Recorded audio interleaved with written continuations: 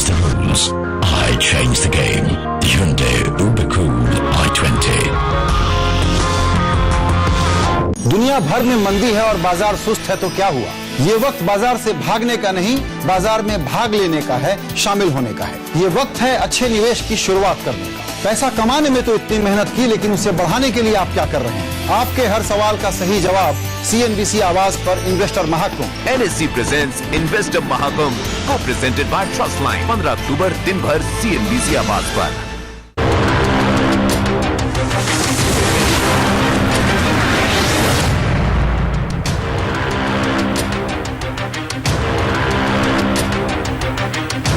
स्वागत है आपका एक बार फिर इन्वेस्टर महाकुंभ की इस खास चर्चा में। हमारा फोकस है इक्विटी मार्केट पर और हमारे सारे एक्सपर्ट्स कह रहे हैं कि आपको इन्वेस्ट करने के लिए सही मौका है, पैसे जरूर लगाने चाहिए। लेकिन आइए आपको दिखाते हैं कि पिछले 2 साल में जिन लोगों ने इन्वेस्टमेंट किया उनका क्या हुआ, उन्होंने कितने रिटर्न कमाए, किस तरह से बाजार ने मूवमेंट दिया। अगर हम आपको दिखाएं यहाँ पर कैसा मूवमेंट है पिछले करीबन 2 साल का, ये मूव आप देख रहे हैं बाजार में।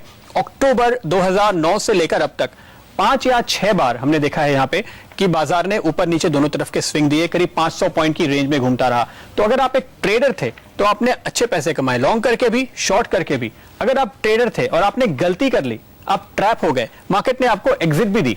लेकिन अगर आप एक इन्वेस्टर रहे, चाहे आपने SIP किया, चाहे किसी भी लेवल पर ऊपर या नीचे पैसे लगाए, आज आपको लॉस हो रहा है।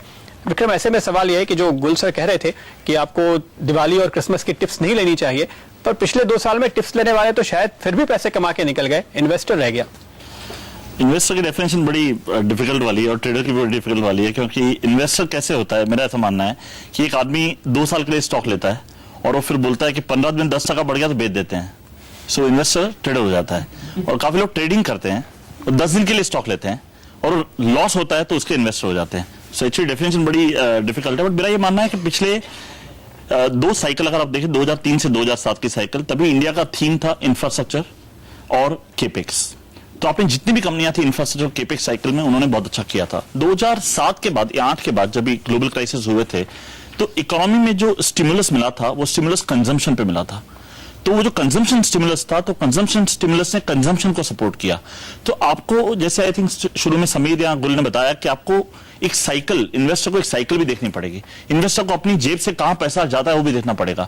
अगर एक इन्वेस्टर अपना 100 रुपए में से 30 बचाता है और 70 रुपया कहां खर्चा करता है, और वो देखेगा कि मैं 70 रुपया कहां खर्चा करता हूं, मैं कार लेता हूं, मैं पिज्जा खाने जाता हूं, मैं घड़ी खरीदता हूं, उसको डिसाइड करना है कि वो कहां खर्चा कर रहा है। वो जहां खर्चा करेगा और वहीं पैसा ला लेगा, तो इससे ज्यादा कोई कॉमन सेंसिकल चीजें जरूरी नहीं है। क्योंकि इंडिया में क्या है कि डेमोग्राफी काफी अच्छी है, अवेयरनेस मीडिया की वजह से काफी अच्छी है, इंटरनेट और टेलीकॉम की वजह से काफी अच्छी है, और एस्पिरेशन है, पैसा है, एस्पिरेशन है। पिछले, जैसे मैंने बताया, 10 सालों में इंडिया में रियल एस्टेट, गोल्ड और डिपॉजिट्स ने बहुत पैसा बना के दिया इन्वेस्टर को। तो वो जो एस्पिरेशन है उसमें अवेयरनेस ऐड हो गई और वो पैसा सही जगह पे जा रहा है। अगर उसी जगह पे अगर आप जहां खर्चा करते हो वहीं स्टॉक लो तो शायद ज्यादा पैसा बने। क्या कहेंगे जिस तरह से बाजार के मूव्स रहे हैं, और जो यहाँ पर विक्रम भी कह रहे हैं कि टाइम है आप अपने पोर्टफोलियो को बिल्ड करें, ऐसी थीम्स आइडेंटिफाई करें जो शायद हमेशा रोजमर्रा की जिंदगी से जुड़ी हो, कंज्यूमर ओरिएंटेड स्टोरी हो या फिर वो लग्जरी स्टोरी हो, वो शायद इस समय थीम है इंडिया की। देखिए, मैं इंडिया में 94 से इन्वेस्ट कर रही हूँ, और जैसे किसी ने यहाँ पर कहा कि 94 से लेकर 2003 तक खास कोई मूवमेंट नहीं हुई, पर उस बीच में नॉलेज बेस्ड इंडस्ट्रीज जो थी उनके स्टॉक्स ने बहुत अच्छा किया, जैसे कि IT सेक्टर, फार्मास्यूटिकल सेक्टर। तो उस समय वो स्टॉक्स काफी अच्छे करे और बाकी स्टॉक्स ने कुछ नहीं, पर इंडेक्स ने कुछ खास नहीं किया। और अभी लास्ट 2 साल से सिर्फ कंज्यूमर स्टॉक्स ने ही अच्छा किया है। अब कंज्यूमर स्टॉक्स की वैल्यूएशंस काफी बढ़ चुकी है, पर वो थीम काफी स्ट्रांग है। तो इसलिए उस थीम के अंदर ये इंडियन कंजम्पशन स्टोरी तो चलती रहेगी और काफी समय तक अभी उसमें बहुत पोटेंशियल है। पर जो जाने माने नाम है कंपनीज के, वो वैल्यूएशंस बढ़ चुकी हैं। तो हम स्मॉल कैप में, मिड कैप सेगमेंट में देख सकते हैं, और ऐसी काफी कंपनीज हैं कि जो काफी अभी सस्ते दाम पे हैं, वैल्यूएशंस भी अच्छी हैं और उनका पोटेंशियल काफी है। तो ऐसे कंपनीज को आइडेंटिफाई करना चाहिए। हमने अभी अपने पोर्टफोलियो में ऐसे कई सारे कंपनीज लास्ट 6 मंथ्स में लिए, क्योंकि उनकी मल्टीपल्स जैसे 7, 8, 6 टाइम्स PE पे चल रहे हैं, और जो बड़ी कंपनीज हैं उनकी 20 टाइम्स पे हैं।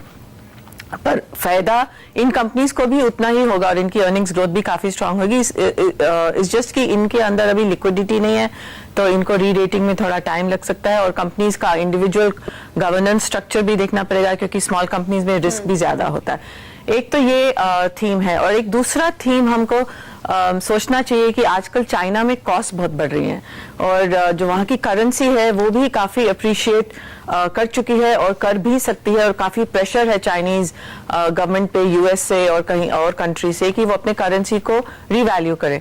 तो इससे जो मैन्युफैक्चरिंग सेक्टर है इंडिया का वो बेनिफिट कर सकता है क्योंकि इंडिया के कंपेटिटिवनेस में इम्प्रूवमेंट आ सकती है। तो इंडिया का मैन्युफैक्चरिंग एंड एक्सपोर्ट सेक्टर में कुछ फायदा आ सकता है पर ये सेक्टर अभी पूरी तरह से डेवलप नहीं हुआ तो इसमें थोड़ा टाइम लगेगा, ढूंढने पड़ेंगे ऐसी कंपनी। यहाँ पे auto ancillary, textiles, jewellery, what else? And जैसे कि सिंपल थीम जैसे कि आजकल हम लोग चाइनीज गुड्स खरीदते हैं सब जगह वर्ल्ड में, टॉयज हैं या सूटकेसेस हैं या कुछ भी, मतलब इवन इंडस्ट्रीज में भी जैसे कि शिप्स बनती है जनरली कोरिया से चाइना गई, अब चाइना से इंडिया भी वो थीम आ सकता है। I think that is good enough. इतने मेरे ख्याल से आइडियाज काफी हैं, आप समझ गए होंगे किन स्टॉक्स की बात कर रही है पुनीता जी। ऑफ कोर्स वो आपको नाम तो नहीं बताएंगी पर उन्होंने काफी हिंट दे दिए। तो ये कुछ एक आइडियाज है लेकिन जाहिर है अब आप ये पूछेंगे कि अभी पैसे लगा दूं या इंतजार करूं, बॉटम हुआ है या नहीं। हम भी यही सवाल पूछना चाहते हैं अपने एक्सपर्ट्स को, जाने नहीं देंगे सवाल पूछे बिना, लेकिन एक ब्रेक के बाद।